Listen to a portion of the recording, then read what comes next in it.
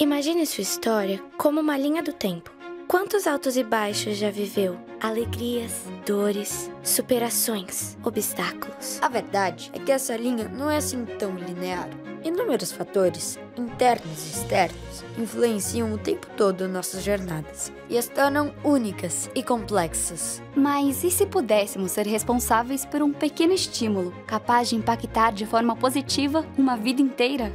E se criássemos oportunidades de minimizar vulnerabilidades e de alguma forma mudássemos uma trajetória? Acreditamos que sim, isso é possível. E por isso, desde 2003, apoiamos projetos inspiradores, com o objetivo de incentivar o protagonismo social. Acreditamos que podemos gerar um impacto hoje, para que versões cada vez mais felizes dessas histórias possam ser escritas no futuro próximo. Instituto CPFL. Energia que transforma realidades.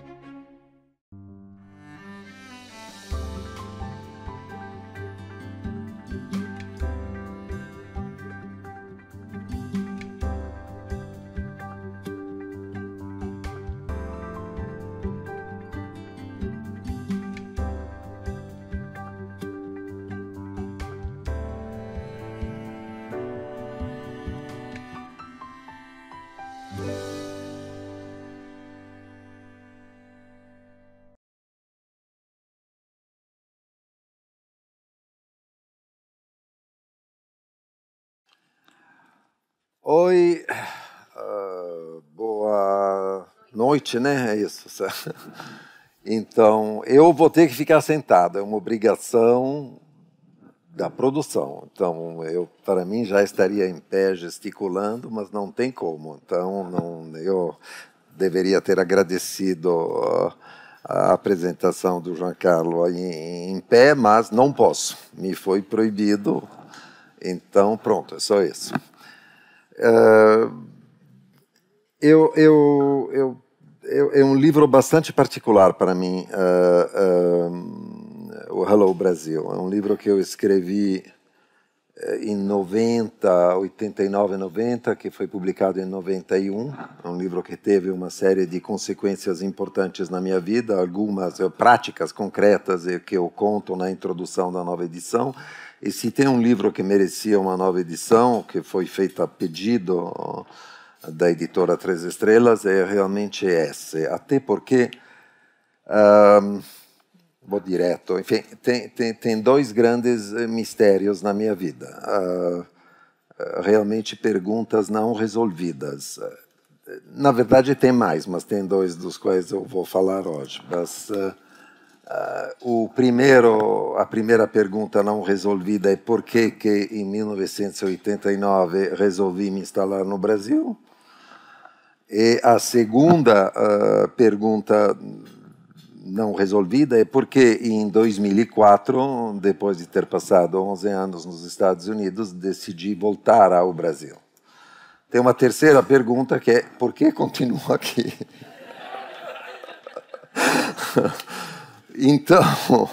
Então, a minha história com o Brasil passa por uma série de perguntas às quais não é sempre muito fácil dar resposta. Por exemplo, o livro foi escrito tentando responder à primeira pergunta. Por que resolvi me instalar no Brasil? Tem uma série de respostas práticas, concretas. Em 84, um livro meu que tinha saído na França foi traduzido aqui, foi convidado para dar uma série de palestras no Brasil. Isso é a versão que eu conto, por isso sempre, que é verdadeira, aqui na Argentina, caramba.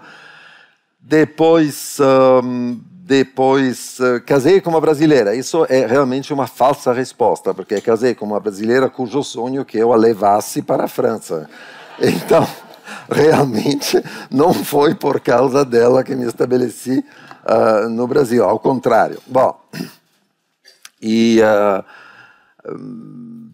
que mais que tinha? Bom, um outro argumento que eu tinha mas isso não era tanto para me instalar no Brasil quanto para deixar a França, e que realmente as pessoas que tinham importado na minha formação e também como relações pessoais que você pode ter com mestres, como se diz, tinham morrido. Barthes, que tinha sido meu diretor de tese, morreu em 1980, Lacan morreu em 81, Foucault morreu em 84. Então, as pessoas que mais tinham contado para mim ao longo dos anos 70 não estavam mais lá. Eu tinha a clara impressão, que aliás não se desmentiu, que, grosso modo, a cultura francesa, depois de uma extraordinária explosão que foram os anos 70, só poderia entrar durante um tempo, pelo menos, num ciclo de repetição, e que talvez o que eu tivesse a chance de fazer no Brasil fosse mais importante. Eu tendo a pensar que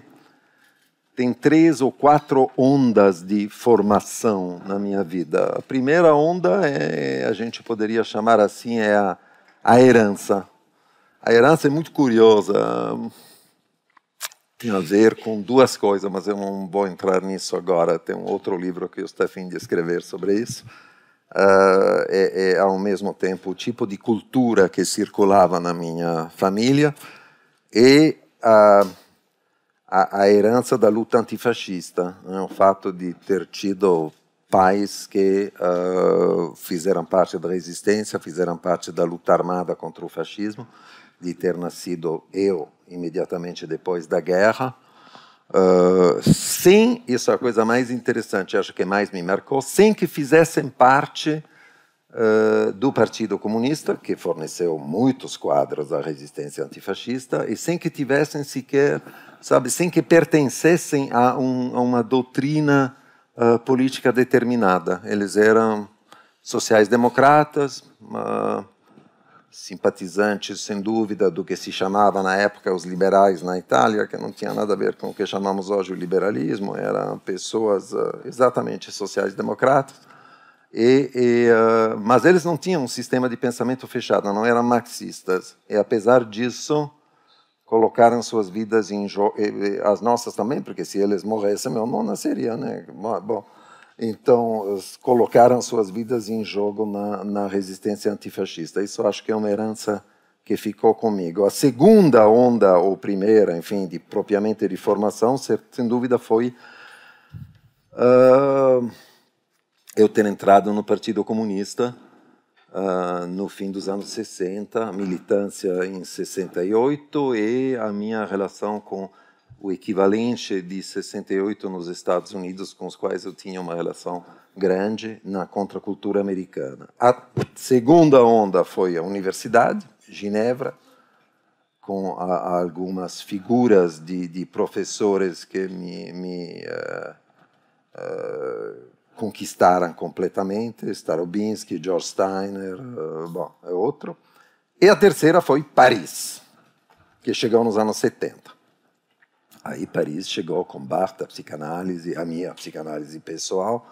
Eu não fui lá para me tornar psicanalista, fui lá porque sofria de gastrite, que é uma excelente razão para fazer uma psicanálise. Desta vez a melhor. Então a escolha era ou codeína todos os dias, que não é desprezível, porque dá um barato. Mas era então ou codeína ou psicanálise. Eu finalmente optei pela psicanálise, cansei da codeína. E a última onda foi o Brasil. No Brasil, o que é interessante é que nas ondas anteriores eu poderia indicar a cada vez que eu tive um mestre, outro mestre, ou alguns mestres. Claro, teríamos que definir o que significa mestre nesse caso, mas, enfim, pessoas que falavam coisas e que eu escutava e que tinham uma relevância muito especial e com quem eu achava que tinha uma relação muito especial. No Brasil, isso eu disse muito cedo, desde o fim dos anos 80, o que me impressionou foi que eu tinha amigos. Realmente eu fiz no Brasil poucos, porque os amigos são sempre poucos, né? Se você tem mais que 5 amigos, é que você está definindo amigos de uma maneira muito larga. 5 amigos é um negócio de uma vida inteira. Mas, enfim, no Brasil eu fiz mais amigos do que em todo o resto da minha vida anterior, em qualquer outro lugar que fosse, na Itália, na França ou nos Estados Unidos.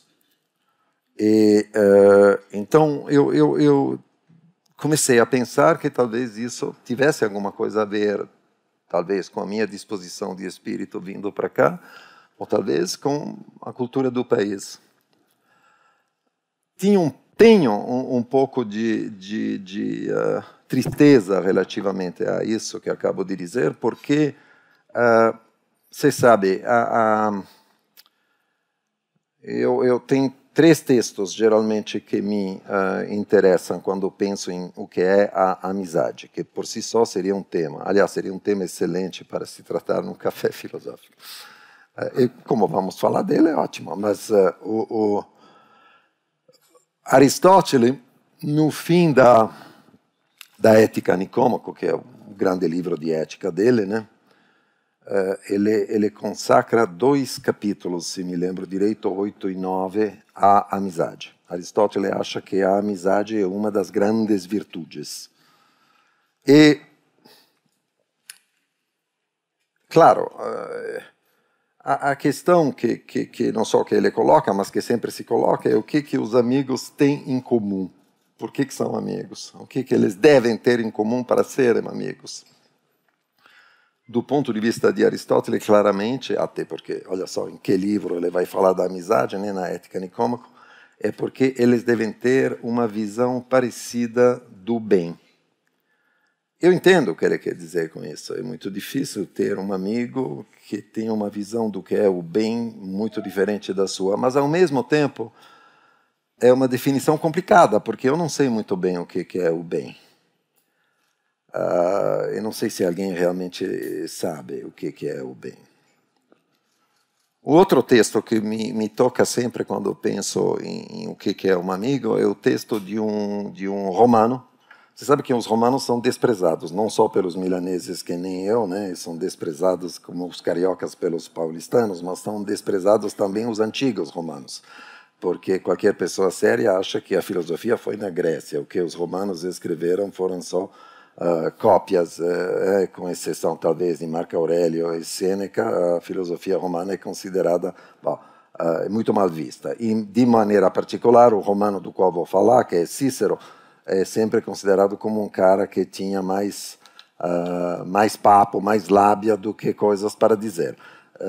Dizia muito bem, isso todo mundo concorda, mas era considerado um cara que não tomou aquelas posições absolutamente rigorosas que poderia ter tomado ao longo da vida, né? Era politicamente aquela coisa meio PSDB, sabe? Aquela coisa um pouco em cima do muro, aquela visão. Bom, mas Cícero escreveu um texto que se chama Da Amizade, Lélio da Amizade, onde ele imagina um diálogo entre Lélio e Scipio, o Emiliano, então não Scipio o africano, o outro, que eram muito amigos e que estariam discursando sobre o que faz a amizade deles.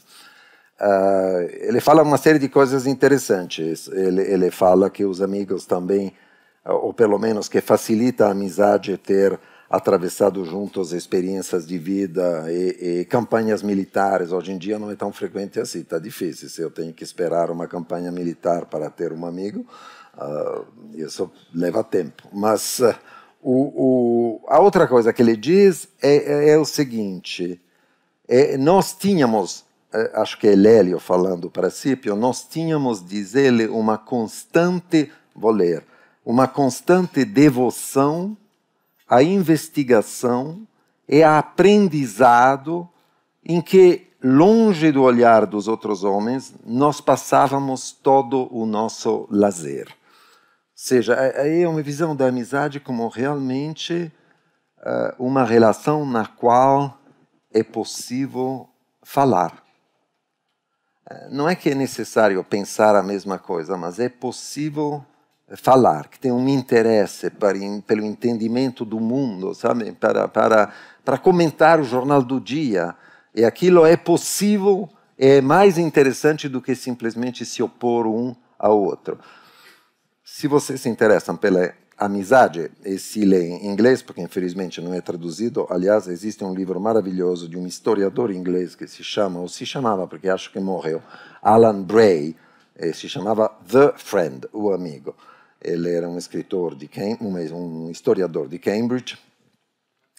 E é muito engraçado, porque ele era um defensor, foi durante a vida um defensor dos direitos da minoria homossexual, porque ele mesmo era homossexual, escreveu até livro de militância sobre os direitos de gay rights, mas ele escreveu esse enorme livro que conta a história das amizades do ano 1000 até o século XIX inteiro, para mostrar que a amizade não tem nada necessariamente de erótico. E o livro começa com uma coisa muito bonita e que acaba de ser descoberto quando ele começa a escrever. A pesquisa dele começa com um encontro numa igreja que se chama Christ Chapel, a Christ College, em Cambridge.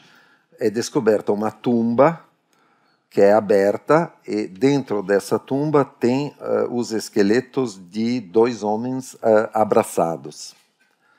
E, claro, para o movimento gay é um prato cheio, é uma tumba cheia, melhor dito. Mas todo mundo, tipo, olha só, anos 1000, olha só como é que é bom. Mas ele mostra que não, que eram 2 amigos, o que não significa em absoluto que eles tivessem uma relação de qualquer tipo. E que a amizade pode ser mais importante do que, por exemplo, ser enterrado junto com o esposo ou a esposa, que, aliás, precisa de uma coragem tremenda. Você já viveu a vida inteira com essa pessoa. Mas, bom, enfim, parênteses sobre essa indicação bibliográfica. O terceiro texto que sempre se cita, ou eu me cito na cabeça quando eu penso na amizade, é o texto de um filósofo americano que vocês conhecem, que é Emerson, Ralph Waldo Emerson, que é sobre a amizade, o ensaio sobre a amizade. Emerson isso não aconselho, a não ser que vocês sejam particularmente corajosos, porque é um ensaio curto, mas é entediante para morrer. Mas, fora isso, Emerson chega à conclusão que os amigos verdadeiros, o que eles compartilham, no fundo, é the soul, a alma. O que isso significa, resta a decidir. Bom, eu imagino que signifique algo parecido com o que dizia Aristóteles, ou seja, que deve ter uma espécie de comunidade ética entre amigos. O que os amigos, então, precisam ter em comum? Falando em amigos, isso é no fato de que, realmente, isso é um fato incontestável. Eu fiz mais amigos no Brasil do que em qualquer outro lugar, o tempo da minha vida. Alguns vão dizer que isso é absolutamente natural, porque o Brasil é um país de amigos. Ou pelo menos era. Essa é uma frase perigosíssima, né? Porque, primeiro, no próprio Alô Brasil, eu cito uma frase que me foi dita por Luiz Tarley de Aragão, um amigo antropólogo que, aliás, era um amigo e que morreu, e que, no começo da minha estadia brasileira, ele me disse que a regra no Brasil era: para os amigos, tudo; para os inimigos, a lei. Às vezes, como acontece com o clube do Guardanapo do Cabral, os amigos se encontram, aliás, na prisão, todos juntos, no fim da história. Eu espero que os guardanapos não sejam de pano, como era em Paris. E aí você se lembra daquela fotografia famosa e sinistra. Bom, mas enfim, aos amigos tudo, aos inimigos a lei, que é uma frase que resume muito bem a precariedade de tudo que é público no Brasil, e como o privado e os afetos privados são mais importantes ou parecem prevalecer sobre os afetos públicos. E essa ideia que o Brasil seria um país de amigos, ela encontra eco na ideia de Sérgio Buarque de Holanda, né, que isso seria um país cordial. Isso seria um país cordial no sentido de que as relações afetivas e do coração, é isso que significa cordial, não tem nada a ver com a gentileza, mas as relações ditadas pelo coração seria mais importante do que a lei que está escrita, ou os deveres, ou o engajamento que por exemplo, o interesse comum nos pede e companhia. Agora, dizer que eu dou um grande valor à amizade, digo já, não significa que eu gostaria de viver circundado só de amigos. Eu adoro ter inimigos. Eu acho o ódio um afeto salutar. Eu me sentiria péssimo sem ninguém para odiar. Eu acho que isso é uma atividade boa me permite fantasiar tudo de mal que gostaria que acontecesse com as pessoas que eu odeio. Eu não me privaria disso sob nenhuma condição. Acharia chatíssimo só ter amigos. O que já faz uma diferença, porque a ideia de Sérgio Buarque de Holanda, quando ele fala da cordialidade como o tom prevalecente, o que prevaleceria no Brasil, é que um dos corolários disso é que o brasileiro, entre aspas, porque o brasileiro, claro, não existe, né? É uma abstração, mas, enfim, o brasileiro fugiria ou foge do confronto e do conflito. E se pode encontrar uma forma de transformar aquilo em amizade ou em, digamos assim, tolerância recíproca, ele, em geral, tenta, ou pelo menos tentava. Nos últimos dias ou nas últimas semanas, alguém escreveu, não consegui me lembrar quem sabe alguém se lembre aqui, alguém escreveu que nas redes sociais brasileiras a cordialidade morreu. E de fato é verdade, eu acho que ela sumiu em geral das redes sociais mundo afora. Mas se o Brasil era o país da cordialidade, nas redes sociais ele certamente não é mais. Também não acho bom que a gente possa se odiar tanto quanto a gente parece se odiar nas redes sociais, porque é bom odiar alguém quando você sabe por quê, né? Porque senão é chatérrimo, tão chato quanto amar alguém sem saber por quê. É preciso, para que o ódio seja interessante, é preciso ter inimigos e saber por quê, poder articular qual é a razão pela qual você os odeia.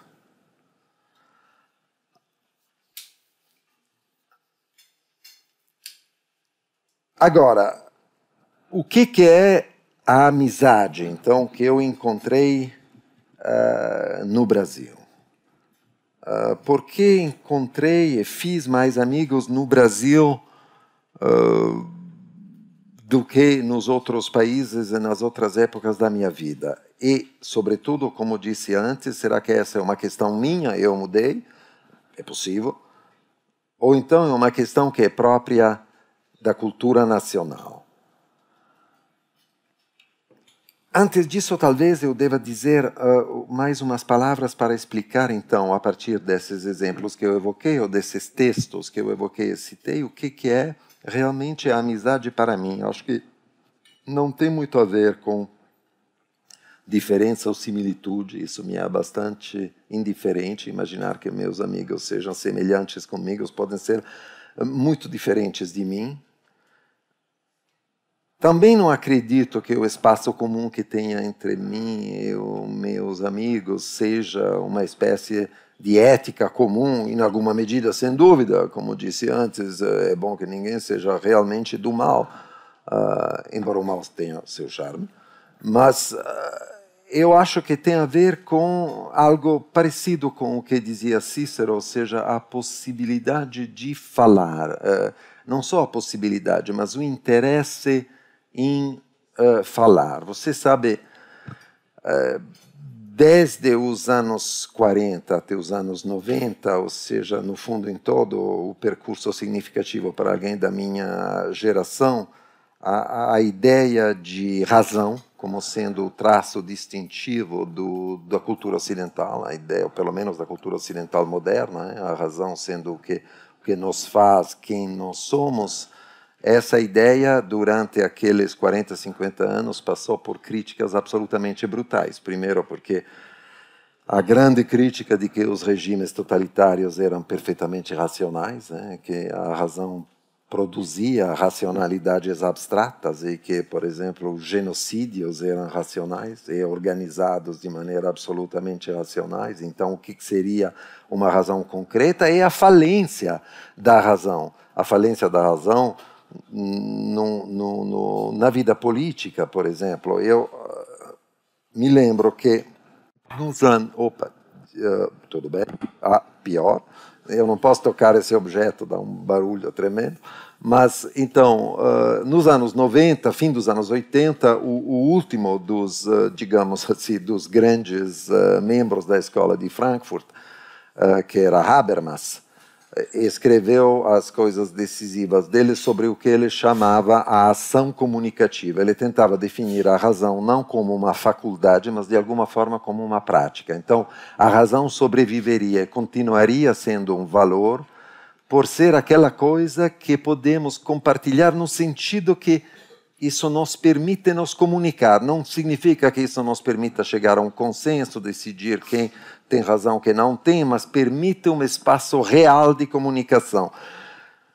Eu me lembro de ler isso no fim dos anos 80, no momento em que estava desmoronando a ex-Iugoslávia, no momento do que era o enfrentamento das guerras ao mesmo tempo identitárias, nacionalistas e religiosas entre a Bósnia, a Sérvia, a Croácia, os assassinatos em massa, Srebrenica, e, bom, aliás, anteontem, finalmente, o cara foi, por causa disso, condenado pelo Tribunal da Haia à perpetuidade, o que acho realmente um triunfo, talvez não da razão, mas um triunfo. Bom, então, lendo aquilo, e naquele momento histórico, era muito difícil acreditar que aquela definição da razão salvaria a razão como um valor. Também hoje parece difícil pensar nisso porque no espaço público brasileiro, se esse espaço público, como diz Francisco Bosco, são as redes sociais, o novo espaço público brasileiro são as redes sociais, realmente não parece que a ideia da possibilidade de uma ação comunicativa, de se comunicar com os outros, seja dominante, nem mesmo que esteja muito presente no diálogo. Eu, apesar de tudo, continuo achando que aquilo é realmente o último lugar onde eu posso, sabe, quando você está muito cansado no meio do mar e de repente tem um lugar onde você pode se apoiar, é um pouco isso. Porque é uma espécie de lugar de salvação da razão. E a amizade é isso. A amizade é o lugar onde se pratica, onde dá para praticar, ou deveria dar para praticar a ação comunicativa, onde é possível estar em um total dissenso e, ao mesmo tempo, se comunicar. É um pouco paradoxal dizer isso, enquanto psicanalista eu deveria, em tese, não acreditar na comunicação, mas, enfim, tudo bem, eu sou herético. Uma outra questão que tende a explicar por que eu encontrei mais amigos, talvez eu fiz mais amigos no Brasil do que alhures, é que eu vinha da França. A França é um lugar de relações verticais. O Brasil também, mas isso não é aparente de imediato. Um lugar de relações verticais. Por exemplo, um psicanalista completamente simpático, enfim, francês, acaba de publicar um livro para se perguntar, um livro assim, que deve ser, aliás, uma transcrição de um seminário, para se perguntar se nós somos, o nós dele, ou seja, ele e os seus alunos, enfim, se eles são lacanianos ou freudianos. Dito em italiano, chi se ne frega? Ou seja, quem se importa com isso? Por que seria interessante resolver a questão de saber qual é a autoridade constituída da qual eu me reclamo? Qual é o nome que daria autoridade ao que eu digo? Qual é o interesse disso? Qual é o interesse desse carimbo em si, ou quanto tal? Realmente isso mostra o que significa as relações verticais, por exemplo, a função de uma citação na academia e no mundo psicanalítico francês é engraçadíssima. Fulano disse e eu adorava desse ponto de vista ensinar, aí é o excesso oposto, ensinar nos Estados Unidos, porque justamente eles têm uma tremenda dificuldade, os alunos têm uma tremenda dificuldade com a verticalidade. Então você chega lá e você fala, escutem, eu fiz a minha tese sobre esse tema, trabalhei em cima disso 7 anos, eu li mais ou menos tudo que se escreveu sobre esse tema, eu estou pensando isso, não significa que ele precise acreditar. Mas aí tem alguém de 17 anos e meio que levanta a mão lá no fundo e diz, não, diz, eu discordo, o que é ótimo. Isso na França não tem. A relação vertical tem um peso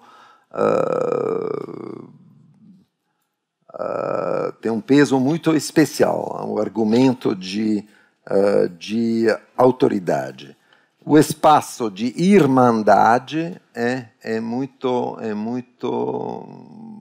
restrito, sabe? Se a gente tomasse Freud tem aquela ideia, né, no livro que ele escreveu que se chama Totem e Tabu, onde tenta imaginar, é uma espécie de macroficção, porque ninguém sabe disso, claro, mas enfim, imaginar como é que começaria a humanidade. O problema dele é imaginar tentar se explicar como é que os homens introjetariam a lei e a culpa.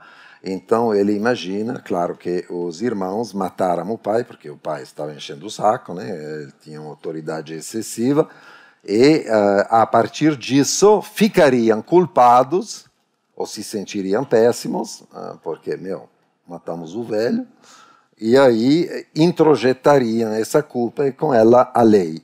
Falta, na verdade, nessa ficção freudiana, falta um degrau, porque não basta dizer isso. Eu acho que esses caras de Totem e Tabu, eles, matando o pai, teriam só continuado se matando entre eles até que sobrasse só um, ou pelo menos um ganhasse de tal forma que se constituísse como sendo a mesma autoridade que o pai. O que faz toda a diferença é que alguém, ou seja, a mãe, a um dado momento, deveria ter dito, não, eu estou de luto, ninguém vai transar comigo simplesmente porque o pai morreu, eu estou de luto e vocês são todos uma série de bebês nojentos. Bom, a partir dessa altura é possível que os caras introjetem uma certa culpa por ter matado o pai. Bom, pois é, os franceses estão ainda discutindo antes que a mãe diga isso. Eu tenho um pouco essa impressão. Em geral, eles estão nessa fase do desenvolvimento e não saem disso. Bom,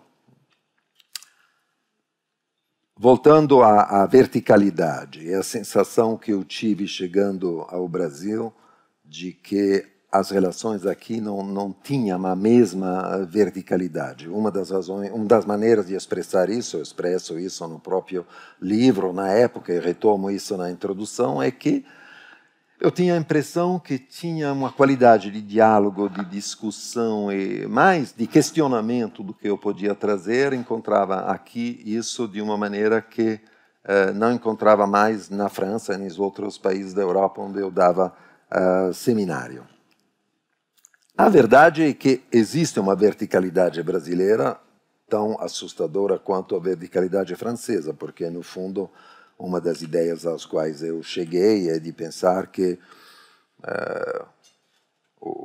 todas as relações de poder no Brasil são absolutamente habitadas pelo fantasma da escravidão.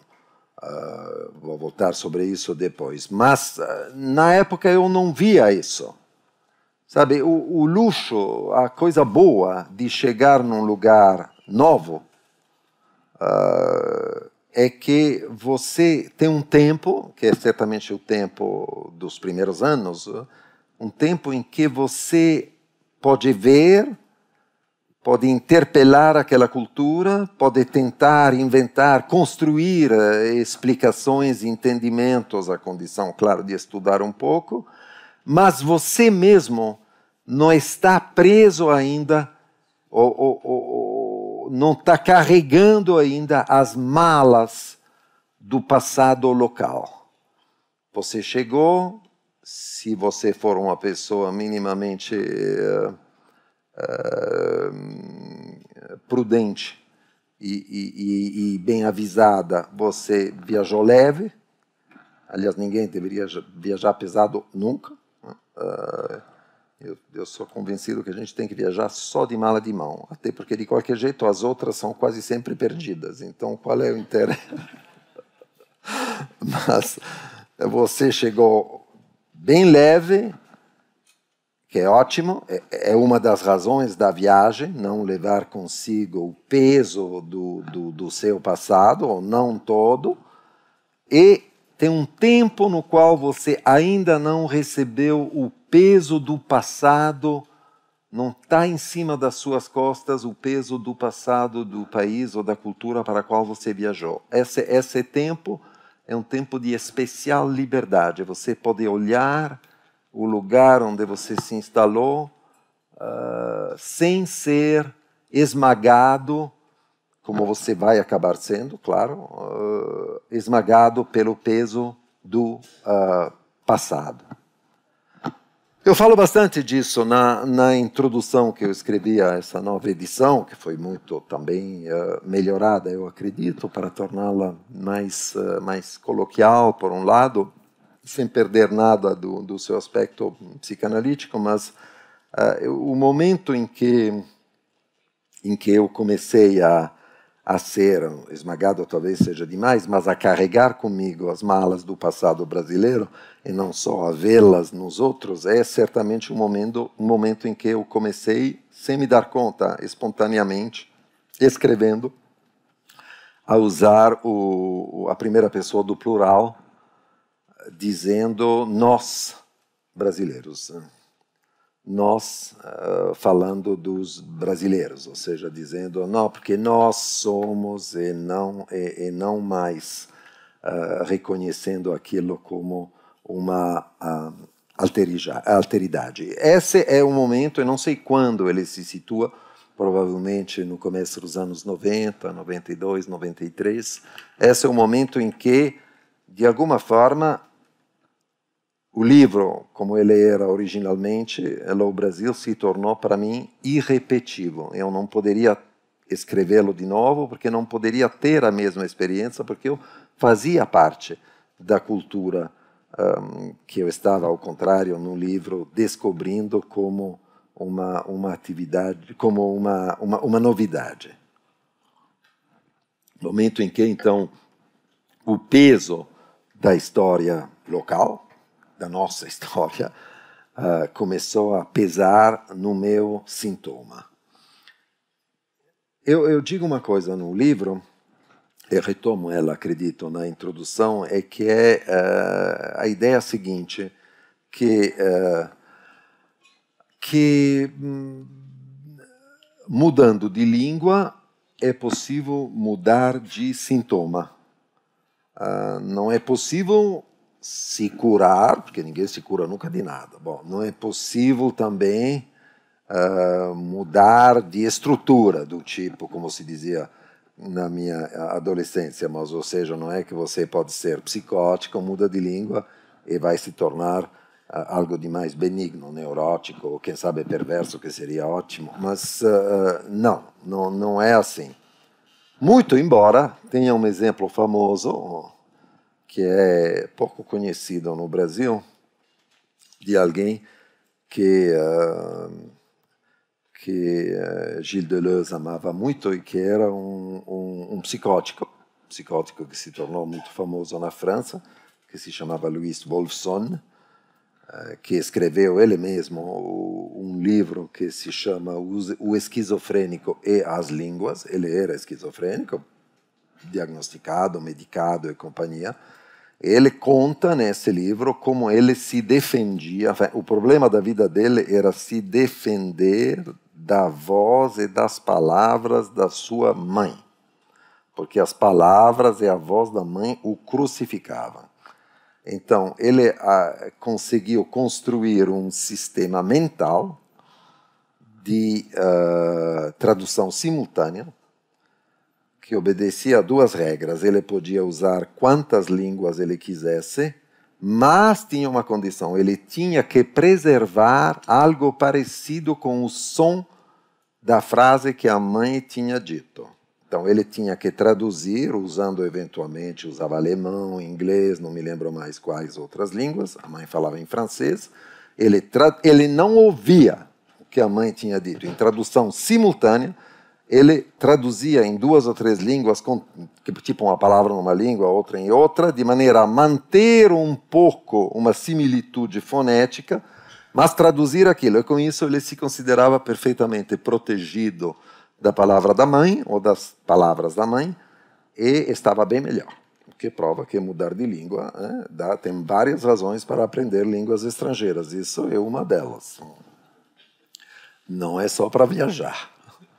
Mas, então, a ideia que eu dizia antes, que mudando de língua se pode mudar de sintoma, é que, sabe, você quando muda de língua, muda de malas. E, sobretudo, todas as malas do passado coletivo daquela língua mudam. São modificadas na outra língua. Quando você tem ou habita simultaneamente ou mais ou menos, mas enfim, várias línguas, não só você sente isso, mas as pessoas ao redor de você sentem isso. As pessoas sempre me acham diferente na Itália, nos Estados Unidos e no Brasil. Na França não sei dizer. Curiosamente, na Itália, onde eu deveria parecer mais italiano, não, é onde sou mais pensativo e tranquilo. Mas aí acho que é porque quero tentar me diferenciar dos turistas. Mas bom, enfim, tem uma parte interessante, eu acho, do livro, embora possa parecer um pouco técnica, mas ela é importante nesse quadro, e que é que o que a gente chama de língua materna, como o nosso Wolfson, lá, que queria absolutamente não ouvir as palavras da mãe, no fundo nunca é propriamente a língua materna. A língua da gente, a língua na qual a gente se expressa, na qual consegue pensar, a língua na qual a gente sonha, né? Aliás, as pessoas sempre me perguntam em que língua você sonha. Eu sempre sonho na língua do país onde estou, a não ser que realmente não entenda nada daquela língua, mas sempre sonho na língua que está sendo falada de dia ao redor de mim, claro, porque o sonho trabalha com isso, trabalha com restos diurnos, não é que trabalha direto com palavras da minha infância, não. Bom, elas estão presentes lá de outra maneira, mas bom. Então, a língua materna, na verdade, é a língua, deveria ser chamada de língua paterna. Por quê? Não porque fosse ou seja a língua do pai mais do que a língua da mãe, mas é a nossa língua, se tivesse que dizer o que é a língua na qual o corpo materno foi proibido ou permitido. São aquelas regras, aquelas leis e aquelas gramáticas que decidem, isso é uma expressão bem psicanalítica, mas vamos falar mais claro, que decidem o que é permitido e o que não é na língua que nós falamos. Na língua, não estou falando só em português em geral ou no português do Brasil, estou falando do léxico familiar, daquela língua que é a nossa, que nos sustenta, que nós aprendemos, que nós falamos, ouvimos crianças. Essa é a língua paterna, dita materna. Agora, isso me serve para apresentar de maneira rápida as categorias principais do livro desde o começo. Me interessa apresentá-las porque me interessa também dizer que, de alguma forma, muitas coisas mudaram desde que eu escrevi Hello Brasil 1, mas o essencial não mudou. Mudaram muitas coisas no Brasil. E mudaram, imagino que a gente possa dizer, para melhor, bastante para melhor. O país de agora e o país do fim dos anos 80 são países muito diferentes. Né? Tem, aliás, no livro uma série de notas de rodapé para os jovens leitores, porque quando você fala para alguém que tem 25 anos o que era comprar cerveja com ajo, a pessoa não entende. O que era vender o seu carro usado a um preço maior do que a tabela do novo, um jovem não entende. O que era 80% ao mês de inflação, o jovem não entende. E tem figuras que sumiram, assim, aquele presidente substituto que foi para a cidade natal dele, que se chamava Mombasa, mas não era Mombasa na África, era Mombasa no Brasil, para levar uma comitiva inteira. Ninguém se lembra de Pais de Andrade, então eu preciso colocar nota de rodapé explicando. Aliás, muitos jovens, e não é uma crítica, não sabem muito bem o que era Collor de Mello, o governo Collor, o que tudo, uma série de coisas que fazem parte do passado e da memória óbvia de quem viveu adulto os anos 80 no Brasil. Bom, então, as categorias que para mim foram um pouco cruciais para entender em que mundo eu estava chegando, com paixão, aliás, e para me orientar no diálogo. No fundo, essas categorias respondiam à pergunta seguinte: quem está falando comigo? Quando alguém me fala ou fala comigo no Brasil, quem é? De quem se trata? As categorias que eu achei e que continuam funcionando é que, no fundo, tinha dois lugares de fala e um espectro, um fantasma. Os dois lugares de fala eram, eu os chamei assim, o colonizador e o colono, que eram lugares realmente opostos, distintos, mas ao mesmo tempo, de alguma forma, presentes dentro de cada um. E hoje imagino que os dois estejam em mim, como eu achei naquela época que os dois estivessem em cada brasileiro com quem eu falava. O colonizador é aquele cara que veio ao Brasil para aplicar no Brasil o poder paterno em cima de um corpo que não fosse proibido. Então, é o protótipo da exploração extrativista. Deve existir em algum lugar, um lugar onde o pai não me proíbe nada. Eu vou para lá, coloco aquilo a ferro e fogo, tiro o que der. O Brasil é um dos pouquíssimos lugares do mundo que tem o nome de um produto de exploração totalmente esgotado, né? Realmente a marca do colonizador impressa no corpo da nação.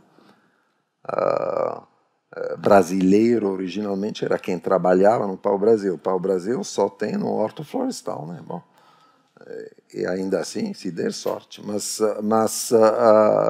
Então, essa é a posição do colonizador. O colonizador é aquele que vem, sabe, se autoriza do pai da metrópole para vir e fazer o que der, tudo o que for permitido. O modelo do colonizador, no fundo, é o filho que o pai leva aos 16 anos para o bordel. E agora vou te mostrar uma mulher com quem você vai poder fazer tudo, a diferença da tua mãe, das tuas irmãs e companhia, que não vai poder fazer nada. Então, te levo lá e você faz o que você quiser, vai aprender a ser senhor.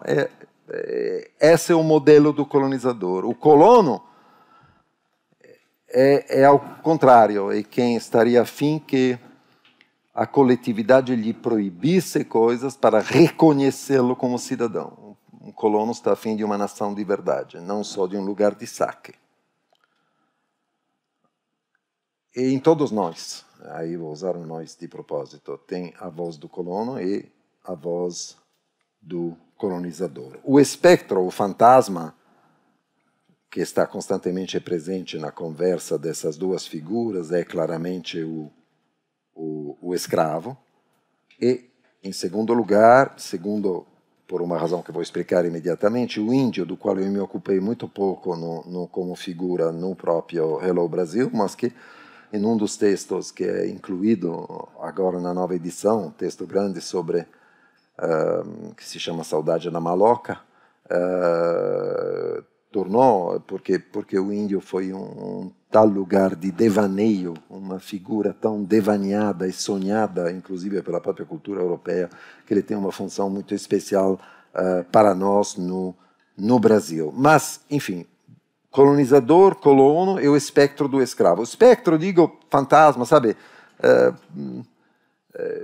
Porque eu acho que está sempre no horizonte de toda a relação interpessoal o fato de que a escravatura é o modelo da relação de domínio no Brasil, pela duração que a escravatura teve, pelo fato que ela se manteve depois em cima dos colonos que chegaram, e continua se mantendo. Você, por exemplo, uma das coisas que isso está no livro, claro, mas que mais impressiona um europeu chegando aqui, é que, caramba, aliás, numa viagem ao Brasil, o meu apartamento em Paris foi roubado, ou seja, as pessoas foram lá, quebraram, roubaram o que na época era o VHS, ou seja, bom, hoje realmente não roubaria, mas era tipo, VHS é uma forma de DVD, né, para quem for jovem, mas enfim, roubaram aquilo, roubaram, sei lá, 2 joias sem grande valor, bom, mas coisa frequentíssima em Paris, só que, em tese, o ladrão de apartamento francês, ele fica de olho para ver quando você viaja e vai. O ladrão brasileiro espera que você volte para lhe enfiar uma arma na cara e entrar com você. O ladrão brasileiro não é incompetente, ele poderia abrir qualquer uma dessas portas sem nenhum problema, até porque, ainda por cima, no Brasil, as portas de segurança são realmente pífias. A gente não usa a porta blindada como na Europa e companhia. Então, por que ele faz isso? Não seria muito mais prática? Não? Mas por que? Quer ver se você tem líquido? Não, não é verdade. É a mesma coisa quando rouba o carro. O carro, na Europa, só é roubado quando você o deixa. Ninguém faz um assalto à mão armada para roubar um carro. Até, primeiro, porque multiplica o tempo de prisão caso ele seja pego, e também porque é um risco que não vale a pena correr. O cara abre o carro, entra, dá a partida e vai embora.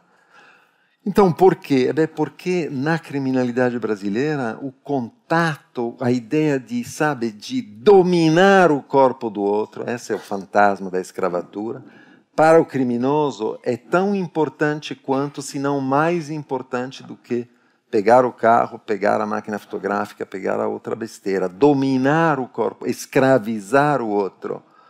Essa fantasma ou fantasia, mas é quase um fantasma, porque é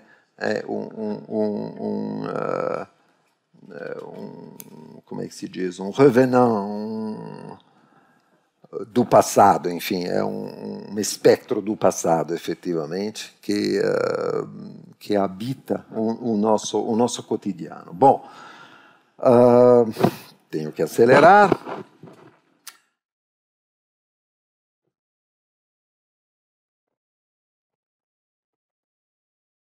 Então, falava do conflito interno entre colonizador e colono. Ele é evidente na vida política, né? Porque nós coletivamente, somos todos, de alguma forma, na hora de falar política, geralmente o colono fala mais alto, mas a coisa engraçada é a facilidade com a qual elegemos colonizadores, né? Que voltam e estão sempre lá, sempre os mesmos no parlamento. Os caras não saem nunca. 3 presidentes colonos eleitos foram incapazes de tirar os colonizadores desse lugar. Digo colonizadores como lugar de fala, como posição subjetiva. Ou seja, temos um monte de vampiros extrativistas de quem os colonos que eventualmente conseguimos eleger não conseguem se livrar. Nenhum colono ousou tentar governar sem colonizador. Eu acho que não é só um conflito externo, é um conflito interno. Essa dualidade de vozes é uma coisa que herdamos de nossa história. Bom, agora passei a usar o nós e pronto. É possível dizer que a Lava Jato, por exemplo, eu retomo isso na introdução e no fim também, como acrescento a versão do livro original, a Lava Jato, certo, é possível imaginar que é um momento do colono, né, que quer que finalmente se constitua uma nação da qual a gente possa ser orgulhosamente cidadão. Mas, e nisso a análise de 91 do livro ainda tem toda a sua... Não é nenhuma questão de atualidade, ela permanece porque a gente descobre facilmente, primeiro, que essa exigência do colono que finalmente chegue o momento de se livrar do colonizador, ela é sempre tentada pelo caudilhismo, ou seja, sempre tentada pelo apelo a uma figura providencial que venha finalmente nos livrar dessas sanguessugas. Então, que são figuras que todo mundo conhece. E, em última instância, atrás do caudilho, geralmente, sempre se esconde a voz do colonizador. E a falência do colono, a incapacidade de constituir uma classe do poder brasileira que não fosse totalmente corrompida pela própria voz do colonizador dentro dela, é um fato extraordinário. Sabe, uma coisa que eu não tinha me dado conta ainda recente eu falo muito na rua, não só no consultório, claro, mas também na rua, digo, nos táxis, nos botecos, e é engraçado como é difícil contrariar a extraordinária sedução dos corruptos, o que eles têm, porque, claro, todo mundo diz, não, mas fulano é um corrupto, fulano está, sei lá, é óbvio, roubou, caramba, tudo bem. Mas mesmo presos, a voz do povo lhes outorga um certo respeito, porque, no fundo, ser corrupto é uma expressão de poder, sabe? É uma espécie de potlatch. Se o cara é corrupto, é que o cara é poderoso. Então, tem realmente uma espécie de respeito pelo... Tinha um pouco isso na Itália, aliás, com os mafiosos, né? O cara é preso, é mafioso, mas... Opa, não, é mafioso, está nos filmes de Scorsese. Né? Mas, bom... Eu tenho essa esperança, por isso também achei que era bom republicar este livro, que no fundo o conhecimento de quem somos significa para mim uma coisa muito, muito precisa, é quem fala em nós. Quais são as figuras que por causa do nosso passado coletivo se expressam em nós, falam em nós. O conhecimento de quem fala em nós talvez possa ter um pequeno efeito sobre o coletivo, parecido com o efeito que uma análise produz sobre uma pessoa. Tem mais uma coisa que eu queria dizer antes de deixar assim o espaço para que a gente possa conversar. Uma coisa que eu só aprendi bem depois de ter escrito Alô Brasil e que então ficou na introdução largamente, é o seguinte, que na verdade eu tinha mais afinidade. Quando eu cheguei ao Brasil, entenda, eu não falava nem uma palavra de português, não tinha a menor ideia. Eu cheguei em Porto Alegre, aliás, para mim, não sabia nem onde no mapa se situaria Porto Alegre. Eu sabia que mais ou menos Rio de Janeiro era na beira do mar, no meio mais para baixo. Mas fora isso, São Paulo também não sei se eu teria sido capaz de situá-lo no mapa. Então, tudo o que eu sei de língua, de cultura brasileira e portuguesa veio absolutamente depois. Mas eu tinha mais afinidades com o Brasil do que eu imaginava. E o Brasil teve uma função grande na minha análise, na minha autoanálise, se dá para dizer assim, no sentido em que eu me dei conta que, sabe, o livro original, começa com o fato seguinte, que eu ia me instalando no Brasil e que eu encontrava uma série de amigos brasileiros que me diziam, não faça isso, pelo amor de Deus, isso é uma cagada, meu, não faça isso, esse país não presta, não faça isso. Imagina, isso era governo Sarney para o fim. Então, realmente, o país era complicado. E eu escrevi naquela época que essa frase era tão bizarra e que talvez um europeu tivesse muita dificuldade em dizer esse país não presta, que ele diria esse governo não presta, mas não, esse país não presta. E aí eu me dei conta que talvez eu tivesse dito algo muito parecido com a Itália na qual cresci, ou sobre a Itália na qual eu cresci e da qual fugi.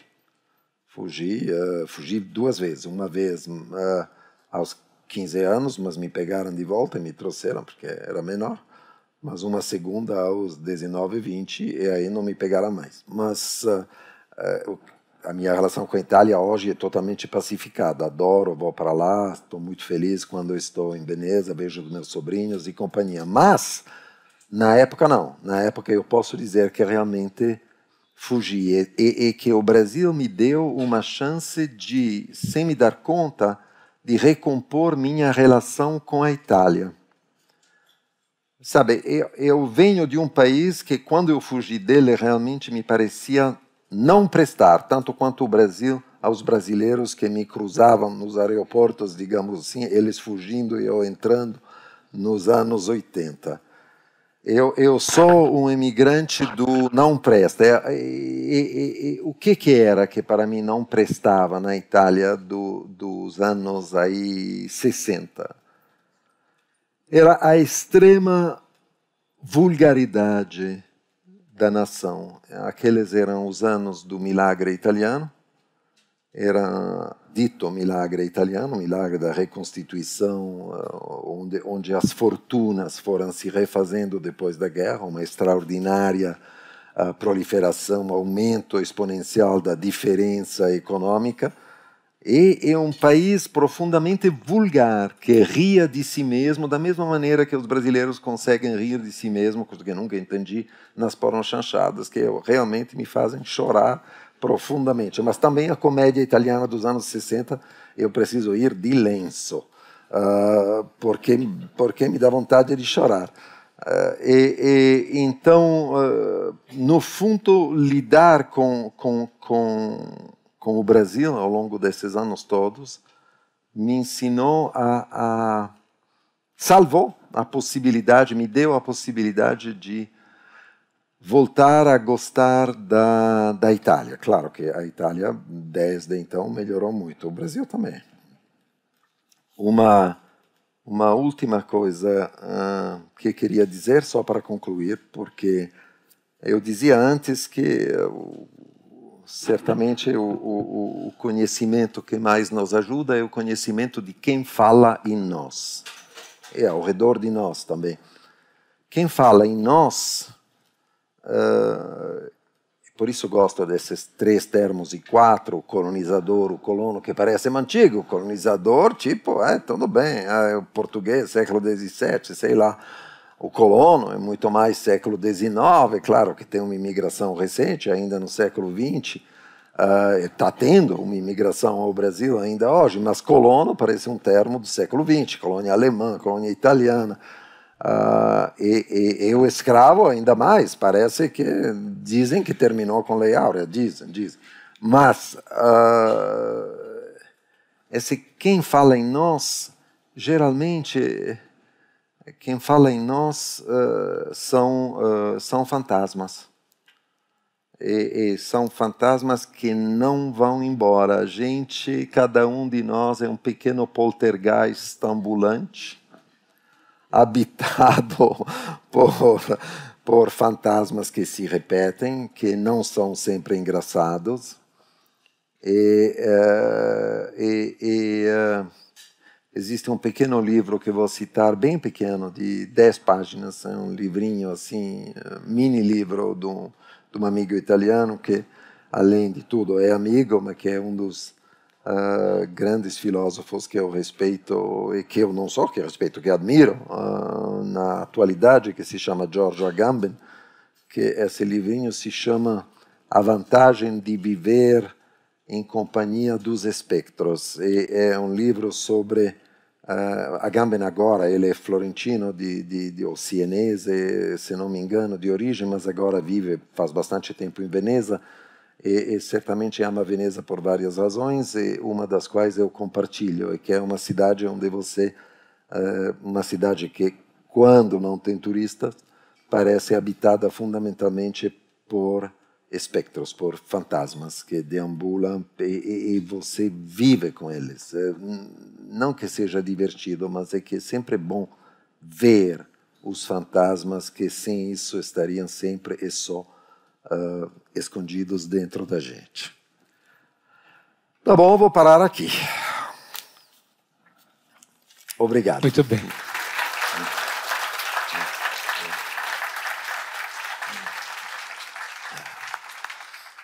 Agradecemos as provocações do Contardo, né? Foram brilhantes. E passamos agora ao público. Se vocês têm alguma pergunta a fazer, por favor, façam elas por escrito e entreguem à nossa equipe. Caso vocês queiram, se manifestem o seu desejo e poderão fazer a pergunta ao microfone. Então, vamos começar com a primeira pergunta que vem da internet. Enquanto isso, vocês vão escrevendo as suas perguntas. Se identifiquem, por favor, quando vocês formulam a pergunta, escrevem ou a dizem, né? E passamos, então, para a primeira pergunta da internet. Boa noite, Contardo. A gente está ao vivo agora no site do Instituto, pelo aplicativo, Facebook e o YouTube também. Só pelo Facebook a gente teve o alcance de cerca de 30 mil pessoas que passaram para acompanhar essa fala de hoje, de cidades como Belo Horizonte, Ji-Paraná, Campinas, São Paulo, Paulínia, Vinhedo, Londrina, Porto Alegre, Araras, São Carlos, Olinda, Bruxelas e Sintra, em Portugal, também nos acompanham. A primeira pergunta é do Danilo, de Jundiaí, e diz o seguinte: as redes sociais não destruíram o narcisismo das pessoas, colocando-as em frente a uma imensidão de seres diversos, fazendo com que confrontassem com suas insignificâncias e com questões existenciais, causando um certo niilismo no fundo de todo esse ódio e ressentimento que vemos nas redes sociais? Escuta, eu entendo a pergunta. Só queria fazer uma observação. O cara em Bruxelas está com insônia, né? Mas enfim, fora isso, o cara ou a moça em Bruxelas está com insônia. Bom, escuta, é verdade, mas é verdade também é verdade no sentido que isso é uma linha de entendimento do que aconteceu ou do que as redes sociais produziram. Mas o outro lado é que elas realmente são a produção do transtorno de personalidade narcisista, para usar o termo técnico da psiquiatria, que é o transtorno dominante de nossa época.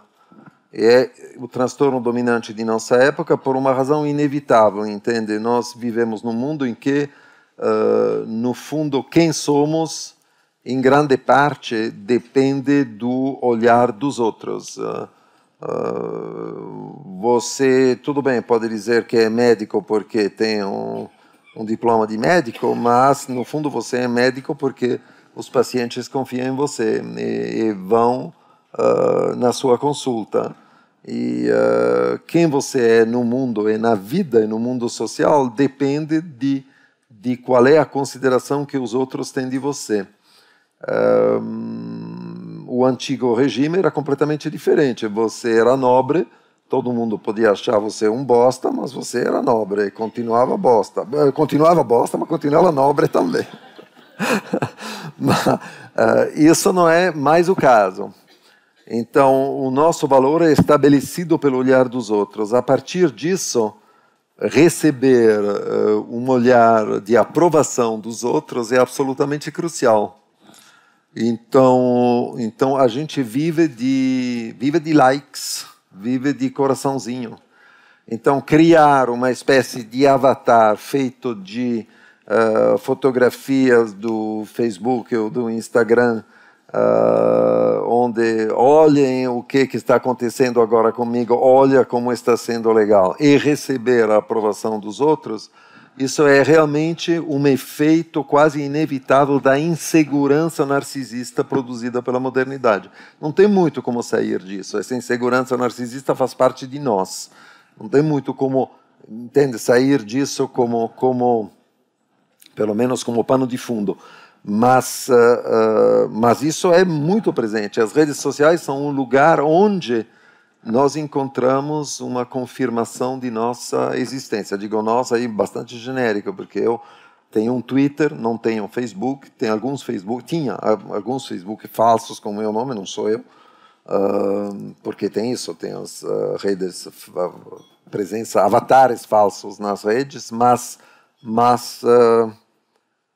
no consultório dos psicoterapeutas e psicanalistas, as redes sociais são muito presentes, porque são fontes de muito sofrimento, e de sofrimento absolutamente autêntico, porque para muitas pessoas o que se joga lá nas redes sociais é a possibilidade de sua existência, não é uma coisa que seja só, sabe, se vocês têm filhos adolescentes, sobretudo, não achem que aquilo é uma besteira, não, que é isso, não.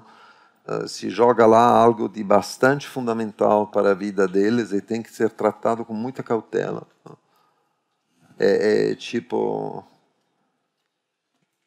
sabe, eu conheci um pai uma vez, o filho jogava um jogo que era, que não existe mais, se chamava Civilization Online, talvez exista ainda, você vai criando civilizações inteiras e tem inimigos e se constrói cidades e tudo é muito complexo, acumula riquezas para isso, declara guerras e a sua personagem vai criando, vai crescendo, você se torna, sei lá, o rei do Ocidente, a rainha da Papuásia, o caramba que seja, mas leva anos para você construir realmente a sua história e a sua pessoa, entre aspas, que não é você, claro, mas é aquela figura, aquele avatar. E um dia o pai desse menino cansou tanto de ver o filho jogando esse jogo à noite, quando deveria estar dormindo e companhia, que fez o irremediável, apagou. Apagou a personagem, que na verdade era o que o filho tinha se tornado em uma luta incessante, dias e noites, durante anos, né? E posso lhe garantir que para tirar esse menino de lá e para que ele não se matasse, não foi brincadeira.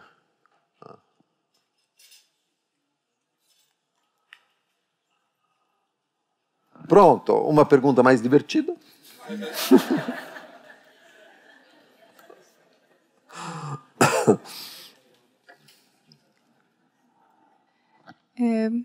Boa noite, parabéns pela palestra. Meu nome é Clarissa Loureiro, eu faço doutorado em Engenharia Elétrica na Unicamp. Eu gostaria de saber da sua opinião, de acordo com a atual conjuntura política brasileira, como é que a gente pode, por exemplo, incentivar as pessoas a recordar que elas são pessoas, são cidadãos políticos também. E em algumas pesquisas que eu vi que alguns países desenvolvidos, eles têm muito mais ONGs, né, organizações não governamentais, do que o Brasil, por exemplo, e a gente vê que aqui a gente precisa muito mais. Não necessariamente ONG, mas, quem sabe, projetos sociais, e que a classe média, que tem mais oportunidade de educação, de conhecimento e informação, que seja mais unida para melhorar a atual conjuntura e a atualidade, a nossa realidade. Então, como é que a gente faz para nós que temos oportunidade, né, da classe média ao conhecimento e educação, como a gente faz para melhorar esses problemas sociais que a gente tem no Brasil e, com isso, ter um pouco mais de otimismo em relação ao futuro e diminuir um pouco, quem sabe, a depressão, se a gente se unir para fazer projetos sociais no Brasil, que eu continuo achando que o melhor do Brasil é o brasileiro. Escuta, sim, não, tudo bem. Eu tenho uma certa tendência a pensar que a democracia precisa de, como é que eu posso dizer, de vida democrática concreta. E que talvez o aprendizado da vida democrática concreta não se dê nem na tentativa numa tentativa pedagógica de ensinar ao cidadão o que é política, o que significa eleger, por exemplo, as eleições raramente podem ser consideradas como sendo vida democrática concreta.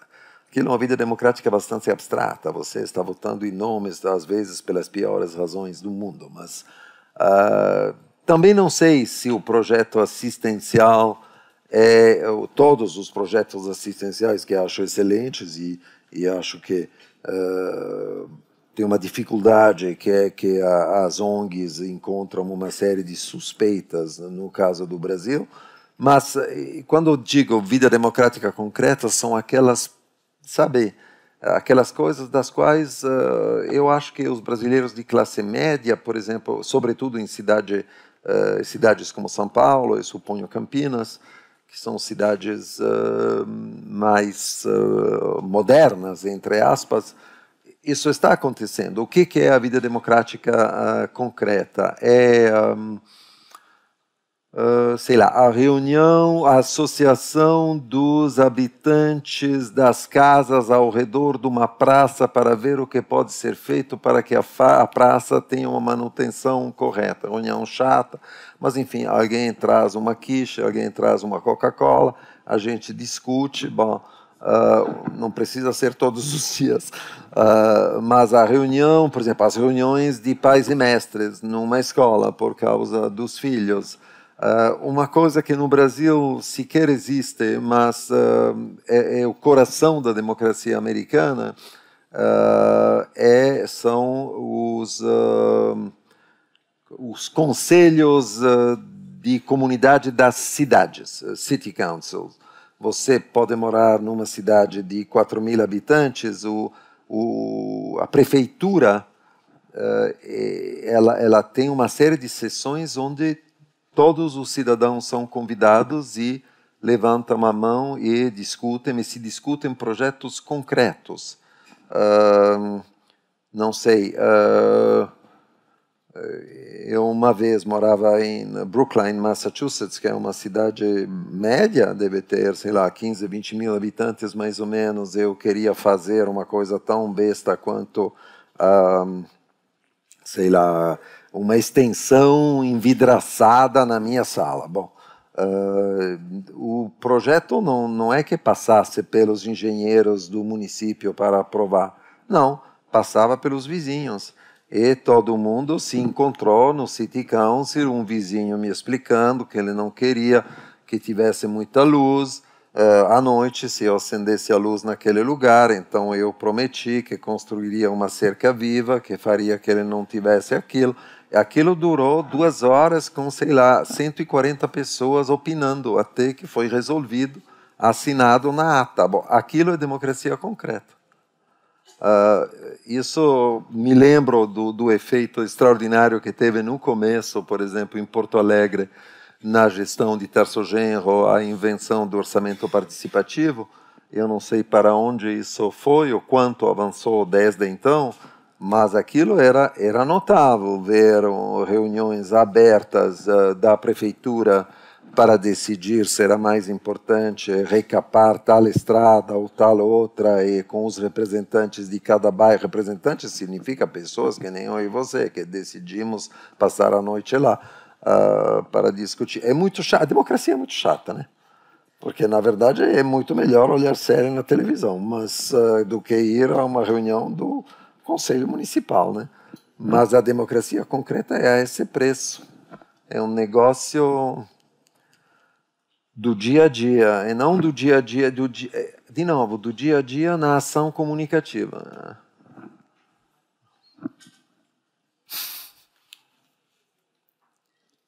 Boa noite. Boa noite. Aqui. Não sei boa onde. Noite. Aqui. Opa, sim. Me identificou. Não, eu sou advogado aqui em Campinas, meu nome é Ângelo Manuel Denardi, e eu entendo que o grande monstro que o Brasil enfrenta hoje é o regime socialista, quase comunista, implantado pela Constituição de 1988, né? 1988.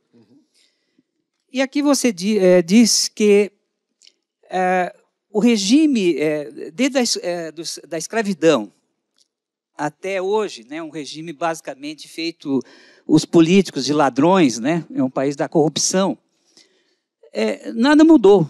Mas o grande monstro que nós temos aqui é o regime socialista, comunista, que foi implantado por essa Constituição de 1988.